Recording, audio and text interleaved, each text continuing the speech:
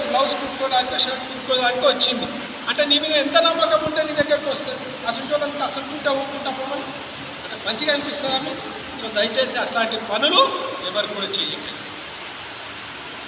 మూడోది చివరిది నేను మీ అందరికీ చెప్పడానికి ఒకటి వచ్చాను. వ్యాపారం అంటే ఆషామాషి కాదమ్మా. అందులో అదృష్టం బాగుంటే ముందుకు పోతుంది, అదృష్టం బాగాలేకుంటే అక్కడే ఆగుతుంది. మీకు ఏదైనా లోన్ కావాలా ఏం కావాలని అంటే మా టీం సపోర్ట్ చేస్తుంది, రైట్? మీరు ముందుకు పోవాలి. కానీ మీరు మీ యొక్క ఆర్థిక పరిస్థితిని మెరుగుపరచుకోండి. వచ్చిన డబ్బులు వృధా చేయకండి. ఈరోజు మీకు ఒక 200 రూపాయలు వచ్చినాయి, ఏం ఖర్చు పెడతారమ్మా? 200తో ఏం పెడతారు? బిర్యానీ. ఏంది తింటారా? ఏం చేస్తారు? నేను ఒక 200 రూపాయలు మీకు గిరాకీ ఇచ్చిపోయినా ఈరోజు, రైట్? దాన్ని ఏం ఖర్చు చేస్తారు? అవసరాన్ని బట్టి వాడుకుంటాం, రైట్? ఏం అవసరం అంటే అవసరం అంటే చాలా పెద్దది, ఇంత పెద్ద మాట.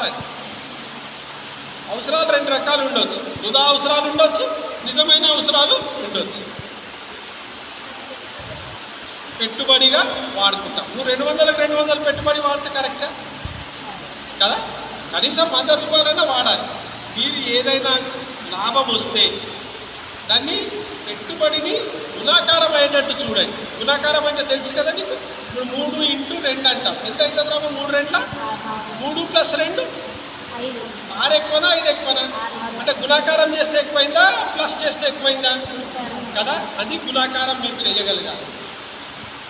మీరు 100 రూపాయలు నెక్స్ట్ దానికి వాడుకున్నా మిగతా 100లో మాత్రము ఒక 20 రూపాయలు ఖచ్చితంగా మీ పిల్లల చదువుకు వాడండి. 40 రూపాయలు వాడండి, తప్పులేదు. 50 రూపాయలు వాడండి, ఇంకా తప్పులేదు. కానీ పిల్లలకు మాత్రం బాగా చదివించండి.